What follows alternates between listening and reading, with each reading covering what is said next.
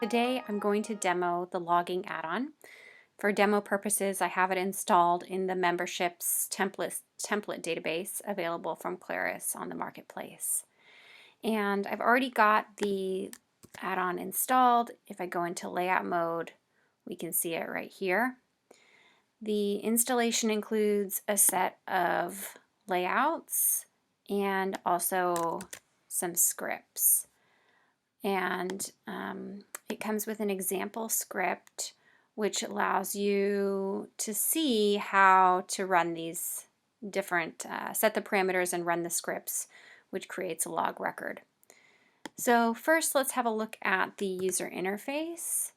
If I click here on log, I'm brought to the list view. This is the default view, reverse date, sorted order of log records.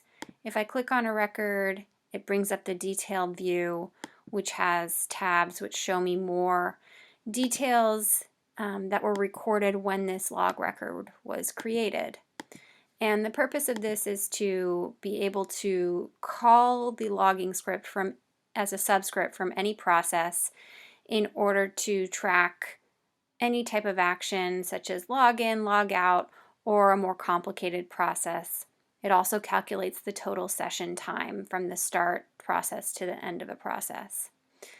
In this solution, I have it running as part of the login and the log out, and then as part of the donation creation process.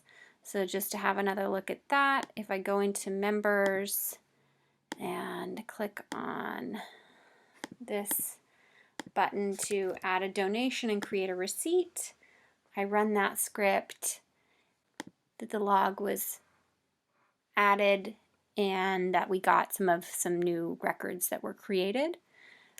In order to make this happen, what I have is in my add donation create script, I'm calling the log parameter, which is copied from my example script and has a detailed instruction of the different parameters and how they should be set and which values are required, and then simply calling my log add log record script.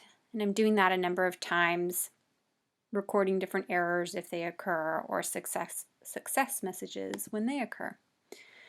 So that is a simple explanation and demonstration of the logging add-on, and I hope to hear about more interesting use cases for it in the future. Thank you.